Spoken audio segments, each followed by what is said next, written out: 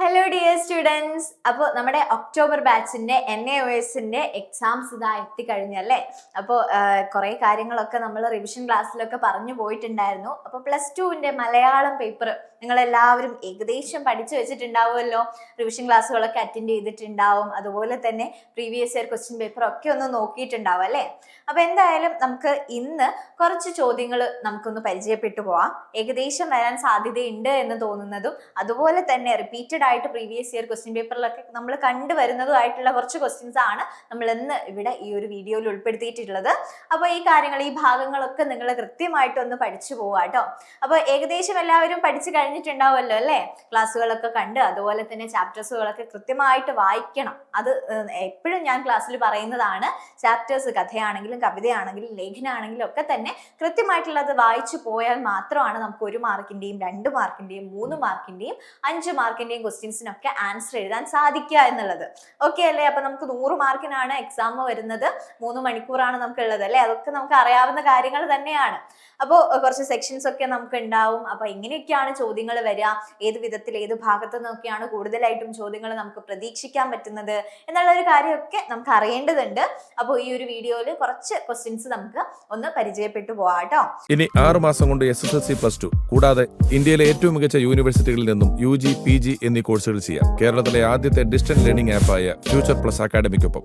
അപ്പൊ എല്ലാവരും ഒന്ന് ശ്രദ്ധിച്ചിരിക്കുക. അപ്പൊ നമ്മുടെ +2 മലയാളത്തിന്റെ ഷുവർ ഷോർട്ട് ക്വസ്റ്റ്യൻ ആൻസർ ഡിസ്കഷനിലേക്ക് എല്ലാവർക്കും സ്വാഗതം. അപ്പൊ എല്ലാവരും റെഡി ആയിട്ട് ഇരിക്കുകയായിരിക്കും അല്ലെ. അപ്പൊ നമുക്ക് ഓരോ ചോദ്യങ്ങളിലൂടെ തന്നെ നമുക്ക് പറഞ്ഞു പോവാട്ടോ. ഓക്കെ, അപ്പോൾ ആദ്യത്തെ ചോദ്യം 1 മാർക്കിന്റെ ഒരു ചോദ്യമാണ്. എന്താ ചോദ്യം? സുഖദുഃഖങ്ങൾ ഒരു മനസ്സോടെ പങ്കിട്ടനുഭവിക്കുന്ന ഗ്രാമത്തിന്റെ സ്നേഹാദരങ്ങൾ കഥയിലുടനീളം കാണാം. അപ്പൊ ഏത് കഥയിലാണിത് കാണുന്നത് എന്നാണ് ചോദിക്കുന്നത്. അപ്പൊ നമുക്കറിയാം ഏത് ക്വസ്റ്റ്യൻ വന്നാലും അത് ഏത് ചാപ്റ്ററിലുള്ളതാണ് എന്ന് നമുക്ക് അറിഞ്ഞാൽ മാത്രമാണ് പെട്ടെന്ന് നമുക്ക് അതിന്റെ ആൻസർ എഴുതാൻ സാധിക്കുക അല്ലെ. അപ്പോൾ ചാപ്റ്ററുകൾ കൃത്യമായിട്ട് വായിക്കണം എന്ന് പറയുന്നത് അതുകൊണ്ടാണ് കേട്ടോ. അപ്പോൾ എന്താണ് ഇവിടെ പറയുന്നത്? സുഖദുഃഖങ്ങൾ ഒരു മനസ്സോടെ പങ്കിട്ടനുഭവിക്കുന്ന ഗ്രാമത്തിന്റെ സ്നേഹാദരങ്ങൾ ഏത് കഥയിലാണ് ഉടനീളം കാണാൻ പറ്റുന്നത് എന്നാണ് ചോദിക്കുന്നത്. അപ്പോൾ ഓപ്ഷൻസ് ഉള്ള ഒരു ചോദ്യമാണല്ലേ ഇത്. അപ്പൊ എന്താണ് ഓപ്ഷൻസ്? കടൽ തീരത്ത്, ഉതുപ്പാന്റെ കിണർ, ഒരാൾക്ക് എത്ര ഭൂമി വേണം, മനുഷ്യപുത്രി എന്നിങ്ങനെ 4 ഓപ്ഷൻസ് ഉണ്ട്. അപ്പൊ ഏതാണ് ഇതിന്റെ ആൻസർ? കടൽ തീരത്ത് എന്ന് പറയുന്ന OV വിജയന്റെ ഒരു കഥ നമുക്ക് പഠിക്കാനുണ്ടല്ലേ. അപ്പൊ ആ ഒരു കഥയിൽ നിന്നാണ്, അല്ലെങ്കിൽ ആ ഒരു കഥയെ കുറിച്ചാണ് ഇവിടെ പറയുന്നത്. ഈ ഒരു പ്രസ്താവന അതിനെ കുറിച്ചാണ് എന്നുള്ളത് നമുക്ക് കൃത്യമായിട്ട് മനസ്സിലാക്കാൻ പറ്റും, അറിയുന്നതാണ് അല്ലേ.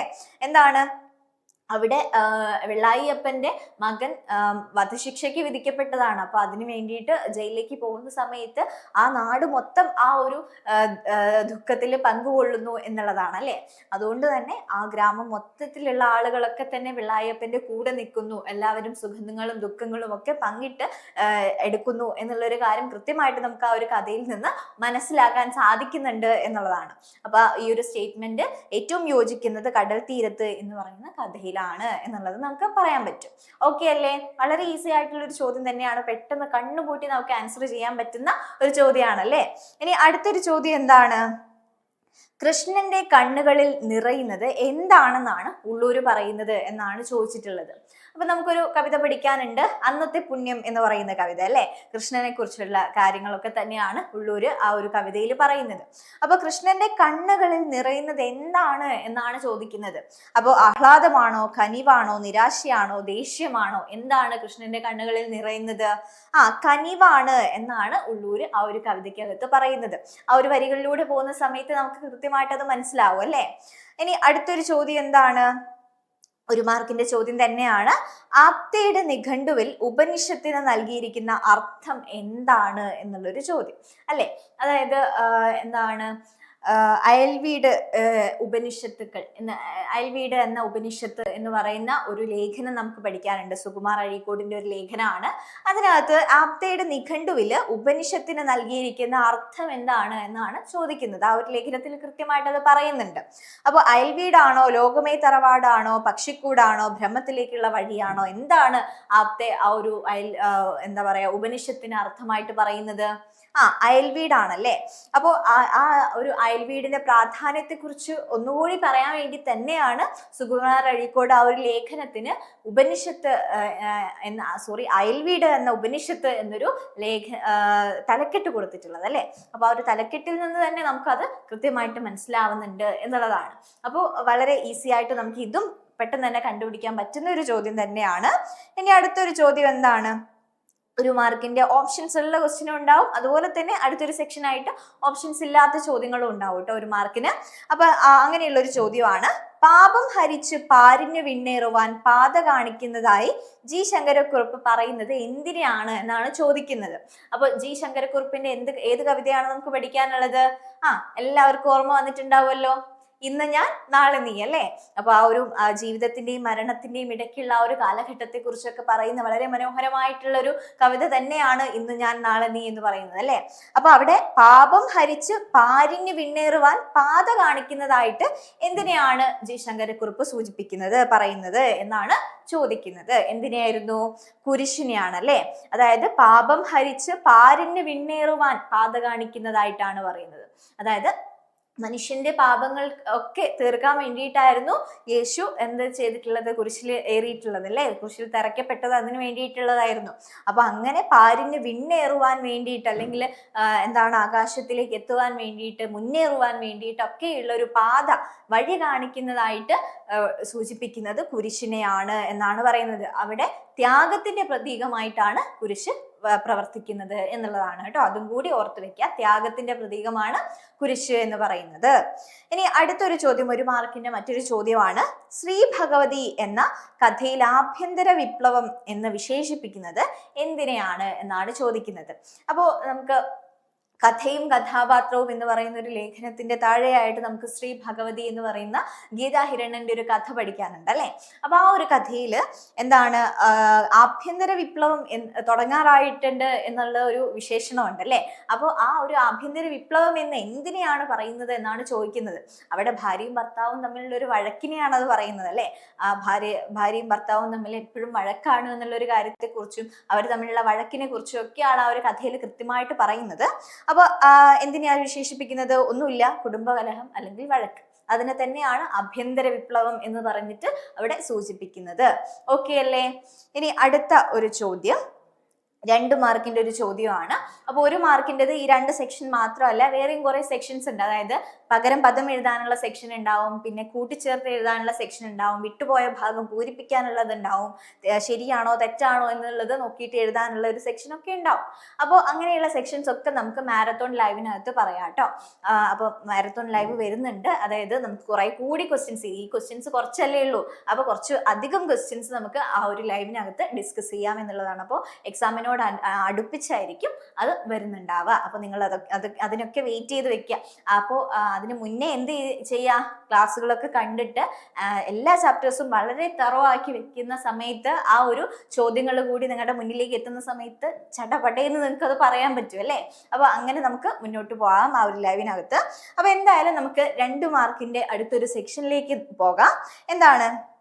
ഗോഖലെ ഗാന്ധിജിക്ക് നല്ല സർട്ടിഫിക്കറ്റ് നൽകിയത് എന്തിനായിരുന്നു എന്നുള്ളതാണ് 2 മാർക്കിന്റെ ഒരു ചോദ്യം. അപ്പോൾ എവിടെ നിന്നുള്ള ചോദ്യമാണ്? മഹാത്മാഗാന്ധിയുടെ ലളിത ജീവിതം എന്ന് പറയുന്ന എൻ്റെ സത്യാന്വേഷണ പരീക്ഷണങ്ങൾ എന്ന് പറയുന്ന ആത്മകഥയിലെ കുറച്ചൊരു ഭാഗമാണ് ലളിത ജീവിതം എന്ന് പറയുന്ന ആ ഒരു ലേഖനം. അപ്പൊ അതിനകത്തുള്ളതാണ് ഈ ഒരു ചോദ്യം. ഗോഖലെ ഗാന്ധിജിക്ക് നല്ല സർട്ടിഫിക്കറ്റ് നൽകിയത് എന്തിനായിരുന്നു എന്നുള്ളൊരു ചോദ്യം. അപ്പൊ നമുക്ക് അറിയാവുന്ന കാര്യം തന്നെയാണ്. എന്തിനാണ് നല്ല സർട്ടിഫിക്കറ്റ് നൽകിയിട്ടുള്ളത്? റാനഡെ, മഹാദേവ് ഗോവിന്ദ റാനഡെ ഗോഖലെക്ക് ഒരു നേരിയത് സമ്മാനിച്ചിട്ടുണ്ടായിരുന്നു അല്ലെ. അപ്പോൾ അത് നന്നായി തേച്ച് വൃത്തിയാക്കിയത് കൊണ്ടാണ് ഗോഖലെ ഗാന്ധിജിക്ക് നല്ല സർട്ടിഫിക്കറ്റ് കൊടുത്തിട്ടുള്ളത്. അപ്പൊ ആ ഒരു ലളിത ജീവിതത്തിൽ എന്താ പറയുന്നത്? ഗാന്ധിജി എങ്ങനെയാണ് ആ ഒരു ലളിത ജീവിതത്തിലേക്ക് തുടങ്ങിയിട്ടുള്ളത്, ലളിത ജീവിതം നയിക്കാൻ തുടങ്ങിയിട്ടുള്ളത് എങ്ങനെയാണ് എന്നുള്ള ഒരു കാര്യത്തെ കുറിച്ചൊക്കെയാണ് അതിനകത്ത് പറയുന്നത്. ആദ്യം അലക്കുകാരനെ ഒഴിവാക്കി അല്ലെ. അതായത് ഒരുപാട് പണച്ചെലവും അതുപോലെ തന്നെ അലക്കുകാരൻ എന്താണ് അലക്കി തേച്ച് കൊണ്ടുവരാനുള്ള ഒരു സമയത്തിന്റെ ഒരു പ്രശ്നമൊക്കെ വന്ന സമയത്ത് സ്വന്തമായിട്ട് അലക്കാൻ തുടങ്ങി. അതുപോലെ തന്നെ പ്രിട്ടോറിയയിൽ വെച്ചിട്ട് മുടി മുറിക്കാൻ പോയ ക്ഷുരകൻ എന്താണ് കറുത്ത വർഗ്ഗക്കാരനാണ് എന്ന് പറഞ്ഞിട്ട് മുടി മുറിക്കില്ല എന്ന് പറഞ്ഞ സമയത്ത് സ്വന്തമായിട്ട് മുടി മുറിച്ചു. അങ്ങനെ പല കാര്യങ്ങളും ലളിത ജീവിതം നയിക്കാൻ തുടങ്ങുകയാണ് ഗാന്ധിജി അല്ലേ. അപ്പൊ ആ കാര്യങ്ങളൊക്കെ അതിനകത്ത് പറയുന്നുണ്ട്. അപ്പോൾ അവിടെ വെച്ച് അല്ലെങ്കിൽ അങ്ങനെയൊക്കെ സ്വന്തമായിട്ട് വസ്ത്രം തേക്കുകയും ഒക്കെ തേക്കാനൊക്കെ പഠിച്ചിട്ടുള്ള ഗാന്ധിജിയാണ്. അപ്പൊ അങ്ങനെ ഒരു സന്ദർഭം ഉണ്ടായ സമയത്ത് റാനയുടെ സമ്മാനിച്ചിട്ടുള്ള നെയ്ത് ഗോഖലെക്ക് തേക്കണം. അപ്പോൾ അത് തേച്ചു കൊടുക്കാമെന്ന് ഗാന്ധിജി പറഞ്ഞു. അപ്പൊ ഗോഖലെക്ക് വലിയ വിശ്വാസമൊന്നും ഉണ്ടായിരുന്നില്ല. എന്നാൽ പോലും ഗാന്ധിജിയെ വിശ്വസിച്ചുകൊണ്ട് ഗോഖലെ അത് കൊടുത്തു. അപ്പൊ നന്നായിട്ട് തേച്ച് വൃത്തിയാക്കി കൊടുത്തതുകൊണ്ട് തന്നെ ഗോഖലെ അഭിനന്ദിച്ചു അല്ലെ ഗാന്ധിജിയെ. അപ്പൊ അത് ഭയങ്കര ഒരു അംഗീകാരമായിട്ട് ഗാന്ധിജിക്ക് തോന്നി എന്ന് പറയുന്നുണ്ട്. ആ ഒരു കാര്യമാണ് നമ്മൾ ഈ ഒരു ക്വസ്റ്റ്യൻ ആൻസർ ആയിട്ട് എഴുതേണ്ടത്. ഇനി അടുത്തൊരു ചോദ്യം, 2 മാർക്കിന്റെ മറ്റൊരു ചോദ്യമാണ്. എന്താണ്? മനോഹരമായ കൂട്ടിലാണെങ്കിലും താൻ ദുഃഖിതനാണെന്ന് കിളി പറയുന്നതിന്റെ കാരണം എന്താണ് എന്നാണ് ചോദിച്ചിട്ടുള്ളത്. അപ്പോൾ ബാലാമണി അമ്മയുടെ വിട്ടയക്കുക എന്ന് പറയുന്ന കവിത നമുക്ക് പഠിക്കാനുണ്ടല്ലേ. അപ്പൊ ആ ഒരു കവിതയിൽ കൂട്ടിലടയ്ക്കപ്പെട്ട കിളിയെ കുറിച്ച്, ആ ഒരു കിളിയുടെ ദുഃഖത്തെ കുറിച്ചൊക്കെയാണ് ആ ഒരു കവിതയിൽ പ്രധാനമായിട്ടും പറയുന്നത്. അപ്പൊ അവിടെ മനോഹരമായ കൂട്ടിലാണെങ്കിലും താൻ ദുഃഖിതനാണെന്ന് കിളി പറയുന്നത് എന്തുകൊണ്ടാണെന്ന് പറയുന്നുണ്ട്. അപ്പോൾ വള്ളത്തോളിന്റെ ഒരു വരിയുണ്ട്, ബന്ധുര കാഞ്ചന കൂട്ടിലാണെങ്കിലും ബന്ധനം ബന്ധനം തത്രപാരിൽ എന്ന് പറയുന്നുണ്ട് അല്ലേ. എന്താണ്? സ്വർണ്ണക്കൂട്ടിലാണെങ്കിൽ പോലും ബന്ധനം ബന്ധനം തന്നെയാണ് എന്ന് പറയുന്നുണ്ട്. അപ്പോൾ അത്തരത്തില് ഇവിടെ ഭംഗിയേറിയ കൂട്ടിനുള്ളിലാണ് കിളി ഉള്ളതെങ്കിൽ പോലും പാലും പഴവും ഒക്കെ യജമാനൻ ആർക്ക് കൊടുക്കുന്നുണ്ട്? കിളിക്ക് കൊടുക്കുന്നുണ്ട്. പക്ഷെ മനസ്സ് നിറയെ ദുഃഖമാണ്. എന്തുകൊണ്ടാണ്? തന്റെ വർഗത്തിൽപ്പെട്ടിട്ടുള്ള ആളുകളൊക്കെ തന്നെ, ഒരുപാട് കിളികളൊക്കെ തന്നെ എന്താണ് വാനിലൂടെ ഉയർന്നു പറക്കുന്നത് ആര് കാണുന്നു? കിളി കൂട്ടിൽ വെച്ച് കാണുന്നു അല്ലേ. അപ്പൊ അങ്ങനെ കാണുന്ന സമയത്ത് തനിക്ക് സ്വാതന്ത്ര്യമില്ല എന്നുള്ള ഒരു കാര്യം മനസ്സിലാക്കുന്ന സമയത്ത് കണ്ണുനീർ ആവിയായിട്ട് പൊങ്ങുന്നു എന്നുള്ളതാണ്. വളരെയധികം ദുഃഖം ആർക്ക് ഉണ്ട്? ആ കിളിക്കുണ്ട് അല്ലെ. അതുപോലെ പുലർക്കാലത്തിൽ മറ്റു ജീവജാലങ്ങൾ ഉണരുമ്പോൾ സ്വാതന്ത്ര്യദാഹം കിളിയുടെ ഹൃദയത്തെ കരണ്ടു മുറിക്കുന്നു എന്ന് പറയുന്നുണ്ട്. അതായത് തനിക്കും അങ്ങനെ അവരെ പോലെ വാനിൽ ഉയർന്നു പറക്കാൻ വേണ്ടിയിട്ടുള്ള ഒരു ആഗ്രഹമൊക്കെ ഒരുപാടുണ്ട് അല്ലെ. എന്താണ്? കിളിയുടെ സ്വന്തം ജന്മഭൂമിയായിട്ടുള്ള കാനനത്തിലേക്ക് ഓടിപ്പോകാനാണ് അല്ലെങ്കിൽ പറന്നു പോകാനാണ് കിളിക്ക് ആഗ്രഹമുള്ളത്. അതൊരു സ്വപ്നമായിട്ടൊക്കെ നിലനിൽക്കുന്നുണ്ട് അല്ലെ. അപ്പൊ ആ കാര്യങ്ങളെ കുറിച്ചൊക്കെ ആര് പറയുന്നുണ്ട്? ബാലാമണി അമ്മ വിട്ടയക്കുക എന്ന് പറയുന്ന കവിതയിൽ പറയുന്നുണ്ട്. അപ്പൊ മനോഹരമായിട്ടുള്ള കൂട്ടിലാണെങ്കിലും താൻ ദുഃഖിതനാണ് എന്ന് കിളി പറയുന്നത് എന്തുകൊണ്ടാണ്? തനിക്കും സ്വാതന്ത്ര്യം വേണം എന്നുള്ള ഒരു ആഗ്രഹം കൊണ്ടാണ്. മറ്റുള്ളവരൊക്കെ പറന്ന് നടക്കുന്ന പോലെ എനിക്കും പറക്കണം എന്നുള്ളൊരു ആഗ്രഹമൊക്കെ ഉള്ളത് കൊണ്ടാണ് കേട്ടോ. അപ്പൊ ആ ഒരു കാര്യമാണ് അവിടെ എഴുതേണ്ടത്. ഇനി 2 മാർക്കിന്റെ മറ്റൊരു ചോദ്യമാണ്, കർണപർവ്വത്തിലെ അപ്പൻ കവലയിൽ ഇറങ്ങി കാട്ടിക്കൂട്ടിയത് എന്തൊക്കെയാണ് എന്നാണ് ചോദിക്കുന്നത്. അപ്പൊ കർണപർവം എന്ന് പറയുന്ന ഒരു നാടകം നമുക്ക് പഠിക്കാനുണ്ട്. അപ്പോൾ ഒരു കഥയാണ്, നാടകം പോലെയുള്ള ഒരു കഥയാണ്. അപ്പോൾ എന്താണ് അതിനകത്ത് പറയുന്നത്? നാടകത്തിലെ മാർച്ചട്ടയും, അതായത് കർണൻ എന്ന് പറയുന്ന ഒരു കഥാപാത്രമായിട്ട് ഒരു നാടക നടനായിട്ട് ഉള്ള ഒരാളാണ് അവിടെ സെബാസ്റ്റ്യൻ എന്ന് പറയുന്നത് അല്ലെ. അദ്ദേഹത്തെ വിളിക്കുന്ന പേര് പോലും എന്താണ്? കർണൻ സെബാസ്റ്റ്യൻ എന്നായിരുന്നു വിളിച്ചിട്ടുണ്ടായിരുന്നത്. അപ്പോൾ അവിടെ ആ ഒരു വാർദ്ധക്യകാലത്തെ കുറിച്ചൊക്കെയുള്ള കാര്യങ്ങളൊക്കെയാണ് ആ ഒരു കഥ കൈകാര്യം ചെയ്യുന്നത് എന്നുള്ളത് മനസ്സിലാക്കുക. അപ്പൊ ആ ഒരു കഥ കൃത്യമായിട്ടൊന്ന് വായിച്ചു നോക്കണം കേട്ടോ. അപ്പൊ അങ്ങനെ അവസാന കാലത്തിലേക്ക് നാടക ട്രൂപ്പ് നടത്തിയിട്ടുള്ള ആളായിരുന്നു സെബാസ്റ്റ്യൻ എന്ന് പറയുന്നത്. അപ്പം മക്കളൊക്കെ വലുതായ സമയത്ത് നാടക ട്രൂപ്പ് ഒന്നും നടത്തി കൊണ്ടുപോകാൻ ആര് സമ്മതിച്ചില്ല? മക്കള് സമ്മതിച്ചില്ല. അപ്പൊ ജീവിതത്തിന്റെ ഏറ്റവും വലിയൊരു ഭാഗമായിട്ടുള്ള ഒരു നാടകം എന്താണ്? സെബാസ്റ്റ്യന്റെ ജീവിതവുമായിട്ട് അത്രയും അടുത്ത് ബന്ധമുള്ള ഒരു കാര്യമായിരുന്നു നാടകം എന്ന് പറയുന്നത്. അതില്ലാതായി എന്ന് പറയുന്ന സമയത്ത്, അല്ലെങ്കിൽ അത് എനിക്ക് എന്താണ് വീണ്ടും തുടങ്ങാൻ പറ്റില്ല എന്നുള്ള ഒരു അവസ്ഥ എത്തിയ സമയത്ത് എന്താണ് ആർക്ക് മാനസികമായിട്ടൊരു വിഭ്രാന്തി ഉണ്ടായി. അതായത് സെബാസ്റ്റ്യന് മാനസികമായിട്ടുള്ളൊരു വിഭ്രാന്തി ഉണ്ടായി. അങ്ങനെ നാടകത്തിലുള്ള കർണനെ പോലെ ജീവിക്കാൻ തുടങ്ങി, സെബാസ്റ്റ്യൻ ജീവിക്കാൻ തുടങ്ങി അല്ലെ. അപ്പൊ അങ്ങനെ തുടങ്ങിയ സമയത്ത് ആ ഒരു അപ്പൻ അപ്പനാണ് സെബാസ്റ്റ്യൻ. അപ്പോൾ സെബാസ്റ്റ്യൻ കവലയിൽ ഇറങ്ങിയിട്ട് ഒരുപാട് കാര്യങ്ങൾ കാട്ടിക്കൂട്ടിയിട്ടുണ്ട്. അപ്പൊ അത് എന്തൊക്കെയാണ് എന്നാണ് ചോദിച്ചിട്ടുള്ളത്. അപ്പൊ നാടകത്തിലെ മാർച്ചട്ടയും കവചകുണ്ടലങ്ങളും അണിഞ്ഞ് വാളും പിടിച്ച് കവലയിൽ ചെന്നു എന്ന് പറയുന്നുണ്ട്. അതായത് കർണനെ പോലെ വേഷമൊക്കെ ധരിച്ചിട്ട് കവലയിൽ ചെന്നിട്ടുണ്ട്. അതുപോലെ വാച്ചും മോതിരവും കഴുത്തിലെ 5 പവൻ മാലയും പൈസയും കണ്ണിൽ കണ്ടവർക്കൊക്കെ ദാനം ചെയ്തിട്ടുണ്ട്. അതായത് കർണന്റെ ഒരു ഗുണം എന്ന് പറയുന്നത്, മഹാഭാരതത്തിലെ കർണന്റെ ഗുണം എന്ന് പറയുന്നത് എന്താണ്? ദാനശീലനാണ്. എന്ത് വന്നാലും അല്ലെങ്കിൽ എല്ലാം തന്റെ കയ്യിലുള്ള എല്ലാം എല്ലാവർക്കും കൊടുക്കുന്ന ഒരു ദാനശീലനാണ് കർണൻ എന്ന് പറയുന്നത്.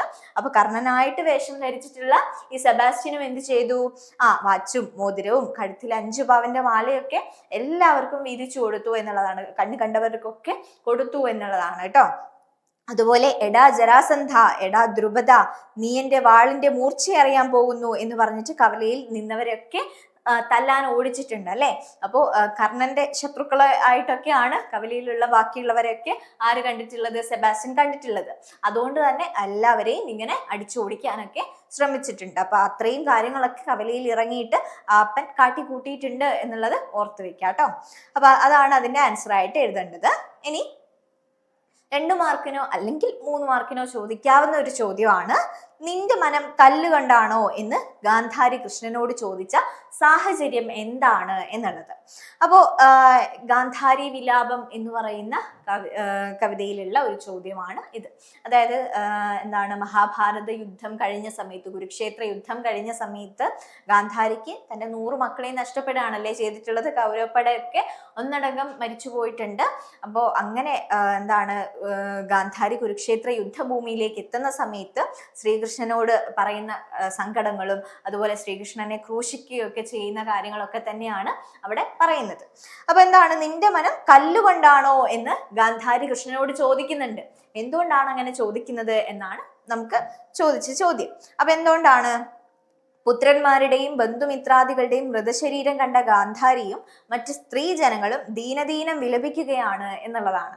അപ്പോൾ ഈ വിലാപങ്ങളും യുദ്ധഭൂമിയിലെ ഭീകര ദൃശ്യങ്ങളും ശ്രദ്ധയിൽപ്പെട്ടിട്ടും ശ്രീകൃഷ്ണൻ നിസ്സംഗതയോടെ നിൽക്കുന്നത് കണ്ടപ്പോൾ ഗാന്ധാരി അധിക്ഷേപം ചൊരിയുകയാണ് ചെയ്തിട്ടുള്ളത്. അപ്പൊ ഞങ്ങൾ ഇങ്ങനെ വിലപിക്കുന്നത് കാണുമ്പോൾ നിനക്ക് ഒട്ടും ദുഃഖമില്ലല്ലോ എന്ന് ഗാന്ധാരി കൃഷ്ണനോട് ചോദിക്കുന്നുണ്ട്. അവിടെയാണ് നിന്റെ മനസ്സ് കല്ലുകൊണ്ടുള്ളതാണോ? കല്ലുപോലും ഈ രംഗം കണ്ടാൽ അലിഞ്ഞു പോകും, അത്ര പോലും അലിവ് നിന്റെ ഹൃദയത്തിൽ കാണാനില്ല എന്ന് ഗാന്ധാരി സൂചിപ്പിക്കുന്നത്. അപ്പൊ അവിടെ എന്താണ്, എല്ലാവരും മരിച്ചു പോയിട്ടുണ്ടല്ലേ. അപ്പൊ അവരുടെ ഭാര്യമാരും കുട്ടികളും ഒക്കെ തന്നെ വന്നിട്ട് എന്താണ്, വളരെ ദുഃഖിതരായിട്ട് ഇരിക്കുകയാണ്, വളരെ അലമുറയിട്ട് കരയൊക്കെ ചെയ്യുന്നുണ്ട് അല്ലെ. അപ്പൊ ഗാന്ധാരിക്ക് തന്റെ 100 മക്കളെയും നഷ്ടപ്പെട്ടു. അതുപോലെ ദുശ്ശളയ്ക്ക് ജയദ്രഥൻ, അതായത് ദുശ്ശളയുടെ ഭർത്താവായിട്ടുള്ള ജയദ്രഥൻ കൊല്ലപ്പെട്ടു. അതുപോലെ എന്താണ്, ഉത്തരയ്ക്കും സുഭദ്രയ്ക്കും ഒക്കെ തന്നെ മകനും ഭർത്താവുമായിട്ടുള്ള സുഭദ്രയുടെ മകനും ഉത്തരയുടെ ഭർത്താവുമായിട്ടുള്ള അഭിമന്യു മരണപ്പെട്ടു അല്ലെ. അപ്പൊ അങ്ങനെ എല്ലാവരും മരിച്ചു കിടക്കുകയാണ്. അപ്പൊ ബാക്കിയുള്ളവരൊക്കെ ആ ഒരു സങ്കടത്തിൽ വിലപിക്കുകയൊക്കെ ചെയ്യുന്നുണ്ട്. അപ്പൊ ഇങ്ങനെയൊക്കെ വിലപിച്ചിട്ടും, അല്ലെങ്കിൽ അഭിമന്യു എന്ന് പറയുന്നത് ശ്രീകൃഷ്ണന്റെ സ്വന്തം അനന്തരവനാണ് അല്ലെ. സുഭദ്രയുടെ ജ്യേഷ്ഠനാണ് ശ്രീകൃഷ്ണൻ. അപ്പൊ സുഭദ്രയുടെ മകനാണ് അഭിമന്യു അല്ലെ. അപ്പൊ സ്വന്തം അനന്തരവനാണ് ശ്രീകൃഷ്ണന്റെ അഭിമന്യു എന്ന് പറയുന്നത്.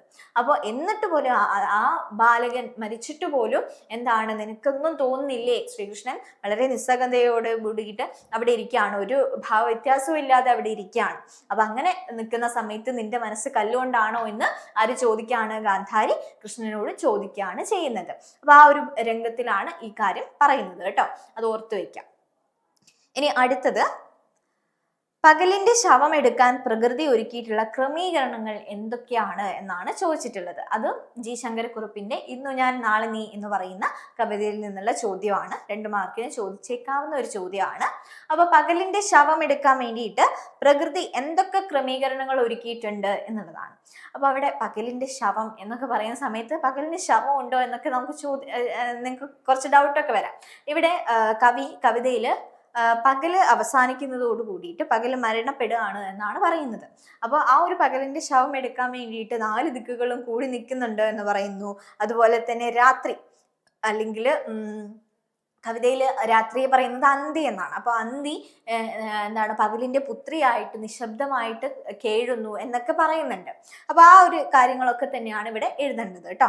അപ്പോൾ അന്തിയാകുമ്പോൾ നിഴലിന് നീളം വെക്കുന്നു. അപ്പൊ പകലിന്റെ ശവം എടുക്കാൻ വേണ്ടി പ്രകൃതിയുടെ ഒരുക്കങ്ങളെയാണ് ഇവിടെ സൂചിപ്പിക്കുന്നത്. അപ്പൊ അന്തിയാകുന്ന സമയത്ത് നിഴലിന് നീളം വെക്കുന്നുണ്ട്.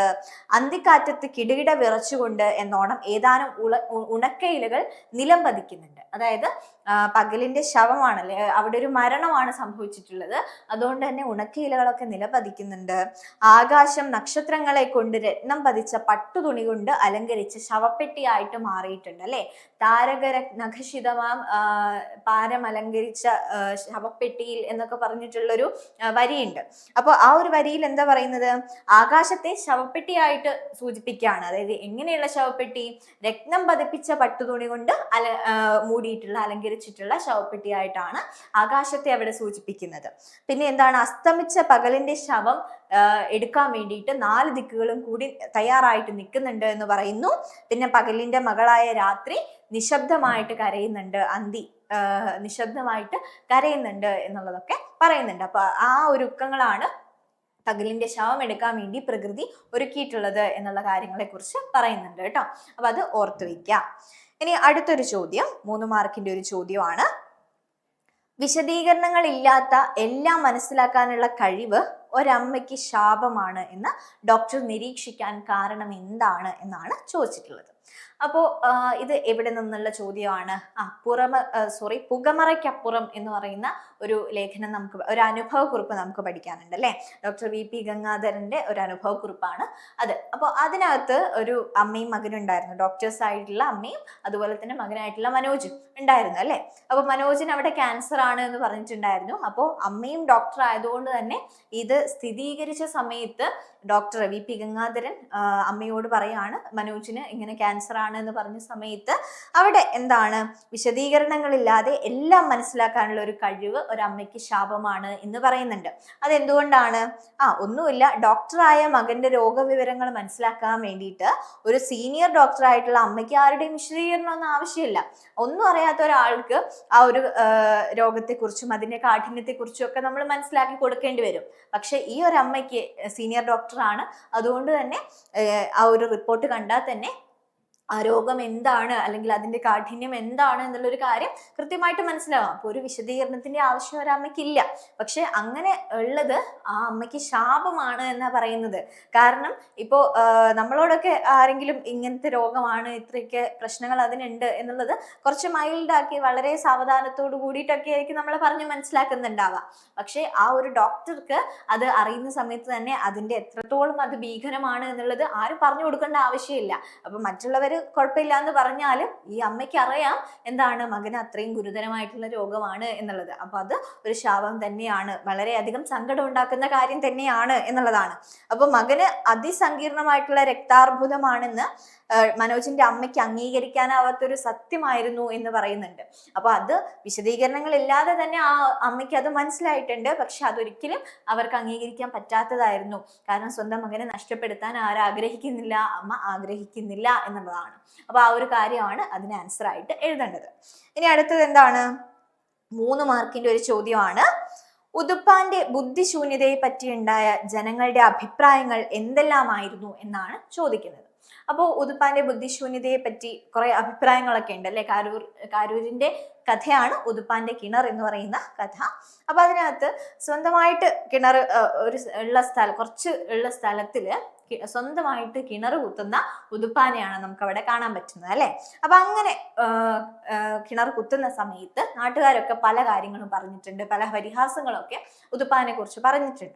അപ്പൊ അതെന്തൊക്കെയാണ്, ബുദ്ധിശൂന്യതയെ പറ്റി, ഉതുപ്പാന്റെ ബുദ്ധിശൂന്യതയെ പറ്റി പറഞ്ഞിട്ടുള്ള കാര്യങ്ങൾ എന്തൊക്കെയാണെന്നാണ് ചോദിച്ചിട്ടുള്ളത്. അപ്പൊ നാട്ടുകാർ പറഞ്ഞ കാര്യങ്ങൾ തന്നെയാണ് നമുക്ക് ഇതിനകത്ത് എഴുതേണ്ടത്. അപ്പൊ എന്താ പറഞ്ഞിട്ടുള്ളത്, അവിടെ ഒരു കുടില് കെട്ടി പുട്ടും പഴവും വിറ്റിരുന്നെങ്കിൽ അവന്റെ ചെലവിനുള്ളത് കിട്ടിയേനെ എന്ന് ചിലർ പറഞ്ഞിട്ടുണ്ട്. അതായത് അവൻ ആകെയുള്ള കുറച്ച് സ്ഥലത്തിൽ അവൻ കിണർ കുത്തുകയാണ് ചെയ്തിട്ടുള്ളത്. അപ്പൊ അതിന് പകരമായിട്ട് അവിടെ ഒരു കുടില് കെട്ടിയിട്ട് ഒരു ചെറിയൊരു വീടുണ്ടാക്കിയിട്ട് പുട്ടും പഴവും വിറ്റിരുന്നെങ്കിൽ അവന് ചിലവിനുള്ളതായനെ, അവന് ജീവിതകാലം മൊത്തം ജീവിക്കാനുള്ളതായനെ എന്ന് ആര് പറയുന്നുണ്ട്? കുറച്ച് നാട്ടുകാർ പറയുന്നുണ്ട്. ഇനി മറ്റു ആൾക്കാർ പറയുന്നത് എന്താണ്? ഉതുപ്പാന്റെ വക എന്നുകൂടി എഴുതി വെച്ചിരുന്നെങ്കിൽ പ്രസിദ്ധിക്ക് കൊള്ളാമായിരുന്നു എന്ന് പറയുന്നുണ്ട്.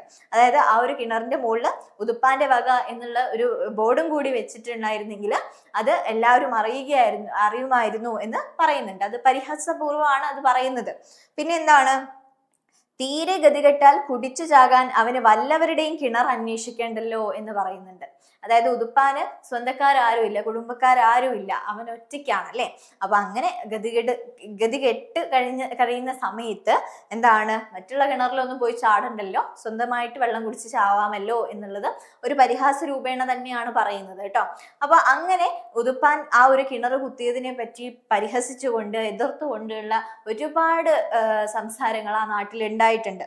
അങ്ങനെ ഒരുപാട് കാര്യങ്ങൾ ആ ഒരു ഉതുപ്പാന ബുദ്ധിശൂന്യതയെ പറ്റി നാട്ടുകാർ അഭിപ്രായപ്പെട്ടിട്ടുണ്ട്. എന്നാൽ പോലും അവസാനം നാട്ടുകാർക്ക് കൂടി അത് ഉപകാരപ്രദമാവുകയാണ് ചെയ്തിട്ടുള്ളത് എന്നുള്ളതാണ് നമ്മൾ ഓർക്കേണ്ടത് കേട്ടോ.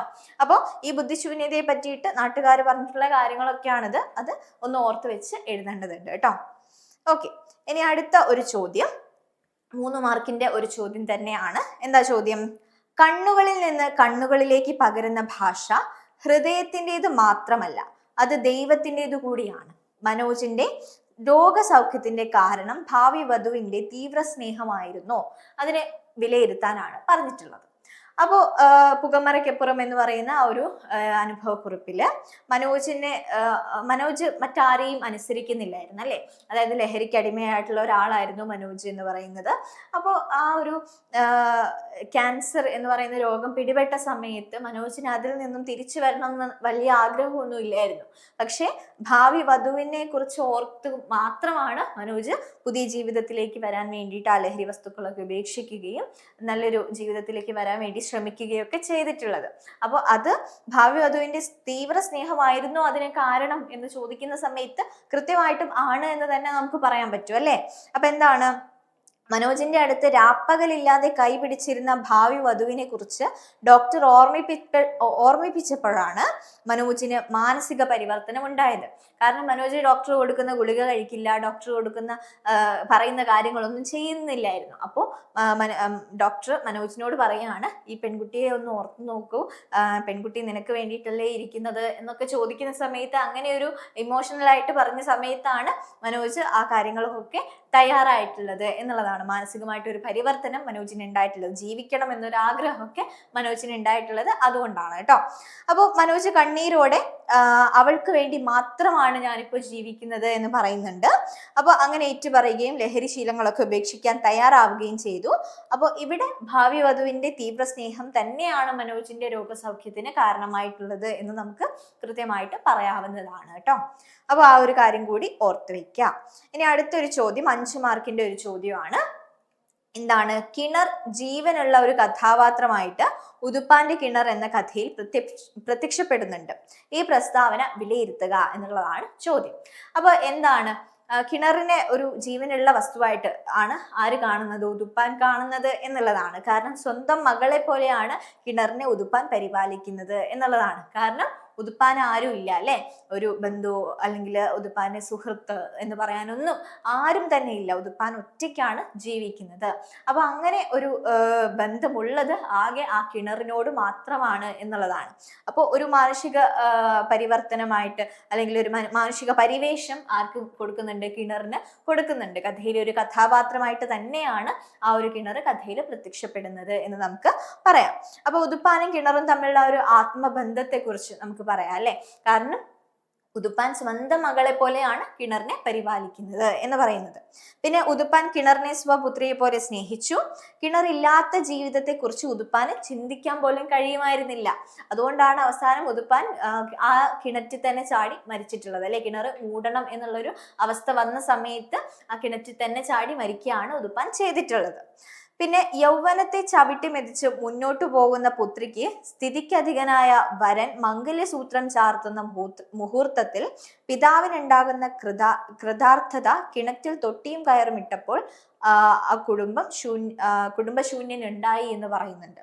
അതായത് ഒന്നുമില്ല, ഇത് ആ കഥയിൽ പറയുന്ന കാര്യമാണ് കേട്ടോ. അപ്പൊ ഇത് ചുരുക്കി പറഞ്ഞുതരാം. എന്താണ്? യൗവനത്തെ ചവിട്ടുമെതിച്ച് മുന്നോട്ട് പോകുന്ന പുത്രിക്ക് സ്ഥിതിക്ക് അധികനായിട്ടുള്ള ഒരു വരൻ മംഗല്യസൂത്രം ചാർത്തുന്ന മുഹൂർത്തത്തില് ഒരു പിതാവിനുണ്ടാവുന്ന ആ ഒരു കൃതാർത്ഥത ഒക്കെ ഉണ്ടാവല്ലോ, ഒരു തൃപ്തി ഉണ്ടാവുമല്ലോ. അപ്പൊ അതൊക്കെ തന്നെ ആ കപ്പിയും കയറും ആ ഒരു കിണറിന് ഇട്ടുകൊടുത്ത സമയത്ത് ആർക്കുണ്ടായി? ഉതുപ്പാൻ ഉണ്ടായി എന്നാണ് ഇവിടെ പറയുന്നത്. അപ്പോ എന്താണ്? കിണർ കുത്തി എല്ലാം സെറ്റ് ചെയ്തു, ഇനി കപ്പിയും കയറും കൂടി അതിനകത്തേക്ക് ഇട്ടാൽ മതി, വെള്ളമൊക്കെ കണ്ടു എന്നുള്ള ഒരു അവസ്ഥ വന്ന സമയത്ത് അത്രയും കാലം എന്താണ് വളർത്തി വലുതാക്കിയ ഒരു പുത്രി അല്ലെങ്കിൽ മകളെ മറ്റൊരു വളരെ നല്ലൊരു വരന് വിവാഹം കഴിച്ചു കൊടുക്കുന്ന ഒരു തരത്തിലുള്ള ഒരു സംതൃപ്തി, ഒരു പിതാവിനുണ്ടാവുന്ന സംതൃപ്തി പോലെ തന്നെയാണ് കിണറിൽ തൊട്ടിയും കയറിട്ട സമയത്ത് ഉതുപ്പാൻ ഉണ്ടായിട്ടുള്ളത് എന്നാണ് പറയുന്നത്.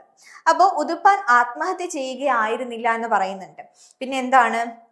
കിണർ അയാളെ മാടി വിളിക്കുകയായിരുന്നു എന്നാ പറയുന്നത്. കാരണം ഉതുപ്പാന്റെ കിണർ അവിടെ മൂടാൻ പോവുകയാണ് എന്നുള്ളത് എന്താണ് ആ ഒരു കോർപ്പറേഷൻ തീരുമാനിച്ചു അല്ലെ. അപ്പൊ അങ്ങനെ തീരുമാനിച്ച സമയത്ത് ഉതുപ്പാൻ അതിന് വേണ്ടിയിട്ട് ഒരുപാട് നടന്നു, ഒരുപാട് അധികാരികളോടൊക്കെ സംസാരിച്ചു. എന്നാൽ പോലും ആരും അതിനൊന്നും തയ്യാറായില്ല, കിണർ മൂടണം എന്ന് തന്നെ പറഞ്ഞു. അപ്പൊ അങ്ങനെ പറഞ്ഞ സമയത്ത് കിണർ അയാളെ മാടി വിളിക്കുകയായിരുന്നു എന്നാ പറയുന്നത്. കാരണം ആ തെളിനീർ അയാളെ മാറോടണച്ചു. അപ്പോ എന്താണ്? ഇനി ഉതുപ്പാന്റെ ജീവിതത്തിൽ ഒരു ലക്ഷ്യവുമില്ല എന്നുള്ളൊരു അവസ്ഥ വന്ന സമയത്ത്, കിണർ മൂടും എന്നുള്ളൊരു അവസ്ഥ വന്ന സമയത്ത് ആ കിണറിൽ തന്നെയാണ് ഉതുപ്പാൻ അഭയം പ്രാപിച്ചിട്ടുള്ളത്. അപ്പൊ ആ കിണർ ഉതുപ്പാന്റെ രഹസ്യത്തെ വിശ്വസ്തയോടെ ഗോപനം ചെയ്യുകയായിരുന്നു എന്ന് പറയുന്നുണ്ട്. അപ്പോ അങ്ങനെ മകളുടെ മടിയിൽ കിടന്നാണ് ആ പിതാവ് അന്ത്യശ്വാസം വലിച്ചത് എന്ന് നമുക്ക് പറയാം. കാരണം കിണറിനെ സ്വന്തം മകളെ പോലെയാണ് ഉതുപ്പാൻ കണ്ടിട്ടുള്ളത്. അതുകൊണ്ട് തന്നെ മകളുടെ മടിയിൽ കിടന്ന് എന്താണ് അന്ത്യശ്വാസം വലിക്കുന്നത് പോലെയാണ് ഉതുപ്പാൻ മരണപ്പെട്ടിട്ടുള്ളത് എന്ന് നമുക്ക് പറയാവുന്നതാണ്. അപ്പോൾ അത്തരത്തില് എന്താണ് കിണർ എന്ന് പറയുന്നത് ആ ഒരു കഥയില് പ്രധാനപ്പെട്ട ഒരു കഥാപാത്രമായിട്ട് തന്നെ നിലനിൽക്കുന്നു എന്നുള്ളത് നമുക്ക് കൃത്യമായിട്ട് പറയാവുന്നതാണ് കേട്ടോ. അപ്പൊ ആ ഒരു കാര്യം ഓർത്തു വെക്കാം. ഇനി അടുത്ത ഒരു ചോദ്യം, കൂട്ടിലടക്കപ്പെട്ട കിളിയുടെ തീവ്ര ദുഃഖത്തെക്കാൾ മനുഷ്യന്റെ സ്വാതന്ത്ര്യാഭിലാഷത്തിന്റെ സൂചനകളാണ് വിട്ടയക്കുക എന്ന കവിതയിൽ തെളിയുന്നത്. ഇതിനെക്കുറിച്ച് വിശദമാക്കാനാണ് പറഞ്ഞിട്ടുള്ളത്. അപ്പൊ 5 മാർക്കിന്റെ ഒരു ചോദ്യമാണ്. അപ്പൊ വിട്ടയക്കുക എന്ന് പറയുന്ന കവിതയിൽ കൃത്യമായിട്ടും എന്താണ് സ്വാതന്ത്ര്യബോധം ഉണ്ട് അല്ലെ, സ്വാതന്ത്ര്യദാഹമുണ്ട്. അതുപോലെ തന്നെ മനുഷ്യന്റെ, അതായത് ഒരു കിളിയുടെ ആ സ്വാതന്ത്ര്യത്തെ തന്നെ ഉപരിയായിട്ട് മനുഷ്യന്റെ അല്ലെങ്കിൽ സ്ത്രീകളുടെ, കീഴാളരുടെ ഒക്കെ തന്നെ ഒരു സ്വാതന്ത്ര്യമായിട്ട് അവിടെ ബാലാമണിയമ്മ ആ ഒരു കിളിയെ പ്രതീകവൽക്കരിച്ച് പറയുന്നുണ്ട്. അപ്പൊ ബാലാമണിയമ്മയുടെ വിട്ടയക്കുക എന്ന കവിത കേവലം ഒരു കിളിയുടെ സ്വാതന്ത്ര്യദാഹമല്ല ആവിഷ്കരിക്കുന്നത്. അതായത് കിളിക്ക് പുറത്തു പോകണം എന്നുള്ള ഒരു കാര്യം മാത്രമല്ല അവിടെ പറയുന്നത്. എന്താണ്? വരികൾക്കിടയിലൂടെ വായിക്കുമ്പോൾ അത് മൊത്തം മനുഷ്യവർഗത്തിന്റെയും സ്വാതന്ത്ര്യ സ്വപ്നമായിട്ട് മാറുന്നു എന്നുള്ളതാണ്. അപ്പൊ നമ്മളെ ആരെങ്കിലും എവിടെയെങ്കിലും അടച്ചിടുന്ന സമയത്ത് നമുക്കത് എന്താ പറയാ, അതിനെ അതിജീവിക്കാൻ കഴിയോ? ഇല്ല അല്ലെ. കാരണം നമ്മൾ പലയിടത്തും നമ്മൾ അസ്വതന്ത്രരാണ്. അപ്പൊ എല്ലായിടത്തും നമുക്ക് സ്വാതന്ത്ര്യം ആവശ്യമാണ് എന്നുള്ളൊരു കാര്യത്തെക്കുറിച്ചൊക്കെ തന്നെ ബാലാമണിയമ്മ ഇവിടെ പറയുന്നുണ്ട്. അപ്പോൾ കിളിയുടെ മാത്രമല്ല മനുഷ്യവർഗത്തിന്റെ സ്വാതന്ത്ര്യദാഹം കൂടി ഇവിടെ കൃത്യമായിട്ട് പറയുന്നുണ്ട് എന്നുള്ളതാണ്. അപ്പൊ അടിമത്തത്തിലാണ്ട ഒരു ജനതയുടെ സ്വപ്നങ്ങളിൽ വിമോചന കാഹളം മുഴങ്ങുന്നുണ്ട് എന്നാണ്. അപ്പോൾ എന്താണ് എന്താണ് പണ്ട് കാലങ്ങളിലൊക്കെ ജാതി വ്യവസ്ഥയും അങ്ങനെയുള്ള ഒരുപാട് കാര്യങ്ങൾ ഉണ്ടായിരുന്നു, സ്വാതന്ത്ര്യ സമരം ഒക്കെ ഉണ്ടായിരുന്നു അല്ലെ. അപ്പൊ അങ്ങനെ അടിമത്തത്തിലാണ്ടിട്ടുള്ള ജനതയുടെ സ്വപ്നങ്ങളിലെ വിമോചന കാഹളം ഈ ഒരു കവിതയിൽ മുഴങ്ങുന്നുണ്ട്. അവർക്കൊക്കെ സ്വാതന്ത്ര്യം വേണം എന്നുള്ളൊരു കാര്യം ഇവിടെ പറയുന്നുണ്ട്. പിന്നെ എന്താണ്? സുപ്രഭാതം അടുത്തു എന്ന് പറയുന്നത് ഇതിന്റെ സൂചനയാണ്. അതായത് സ്വാതന്ത്ര്യം അടുത്ത് വരുന്നുണ്ട് എന്നുള്ള ഒരു രീതിയിലാണ് സുപ്രഭാതം അടുത്തു എന്ന് പറയുന്നത് അല്ലെ. അപ്പൊ ആ ഒരു കാര്യമൊക്കെ ഈ ഒരു കവിതയ്ക്കകത്ത് പറയുന്നുണ്ട്. അതുപോലെ തന്നെ കൂടിന്റെ അഴികളല്ല വിശാലമായ വാനിടമാണ് ജീവിതത്തിന്റെ അതിർത്തികൾ എന്ന് പറയുന്നുണ്ട്. അപ്പൊ എത്ര സുഖ സൗകര്യങ്ങൾ ലഭിച്ചാലും അതിലുപരിയായിട്ട് മനുഷ്യവർഗം ആഗ്രഹിക്കുന്നത് സ്വാതന്ത്ര്യമാണ് എന്നുള്ളതാണ്. അപ്പോൾ എന്താണ്, കൂടിന്റെ അഴികളല്ല നമ്മുടെ അതിർത്തി എന്ന് പറയുന്നത്.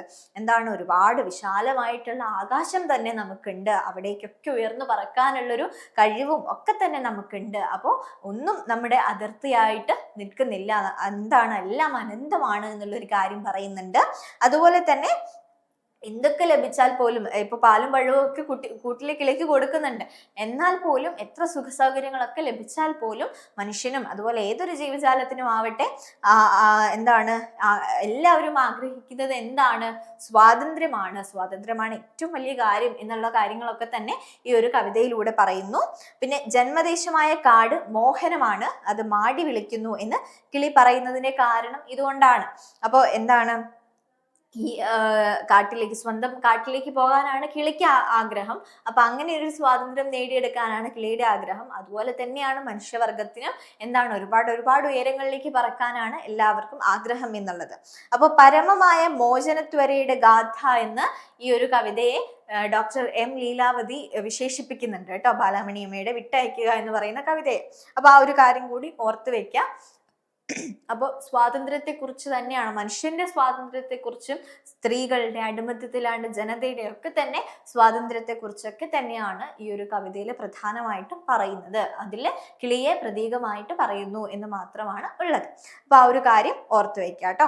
അപ്പൊ അത്രയാണ് നമ്മൾ ഇന്ന് ഡിസ്കസ് ചെയ്യുന്ന ക്വസ്റ്റ്യൻസ് എന്ന് പറയുന്നത്. കുറച്ച് പ്രധാനപ്പെട്ട റിപ്പീറ്റഡ് ആയിട്ട് വന്നിട്ടുള്ള കുറച്ച് ക്വസ്റ്റ്യൻസ് ആണ് എടുത്തിട്ടുള്ളത്. അപ്പൊ ഈ ഭാഗങ്ങളിൽ നിന്നൊക്കെ ഇതേ ക്വസ്റ്റ്യൻ അല്ലെങ്കിൽ പോലും ഇതുപോലെയുള്ള ക്വസ്റ്റ്യൻസ് ഒക്കെ വരാൻ സാധ്യതയുണ്ട്. അപ്പോൾ എന്താണ്, നമുക്കറിയാം നമ്മൾ ആരും അല്ല ക്വസ്റ്റ്യൻ പേപ്പർ ഇടുന്നത്, അതുകൊണ്ട് തന്നെ ഇത് തന്നെ വരണം എന്ന് നിർബന്ധമൊന്നുമില്ല, എന്നാലും ഇതൊക്കെ വന്നേക്കാം എന്നുള്ളതാണ് കേട്ടോ. അപ്പൊ കുറെ കൂടി ക്വസ്റ്റ്യൻസ് നമുക്ക് ഡിസ്കസ് ചെയ്യേണ്ടതുണ്ട്. അപ്പൊ അത് നമുക്ക് മാരത്തോൺ ലൈവിനകത്ത് ഡിസ്കസ് ചെയ്യാം. അപ്പൊ ആ ഒരു സമയം ആവുമ്പോഴത്തേക്കും എല്ലാവരും കൃത്യമായിട്ട് ചാപ്റ്റേഴ്സ് ഒക്കെ വായിച്ച് പഠിച്ചു വെക്കുക കേട്ടോ. എന്നിട്ട് ആ ഒരു ലൈവ് സെക്ഷന്റെ കമന്റ് ബോക്സിലൊക്കെ തന്നെ ആൻസറുകൾ ഇങ്ങനെ നിറയണം. അപ്പൊ ആ ഒരു രീതിയിൽ തറവായിട്ട് പഠിച്ചു വെക്കുക. നമുക്ക് അടുത്തൊരു ലൈവ് സെക്ഷനിൽ കാണാം. എല്ലാവരും നല്ല രീതിയിൽ തന്നെ പഠിക്കുക, നല്ല രീതിയിൽ തന്നെ എക്സാം എഴുതാനൊക്കെ എല്ലാവർക്കും സാധിക്കട്ടെ കേട്ടോ. അപ്പോൾ all the best. Thank you.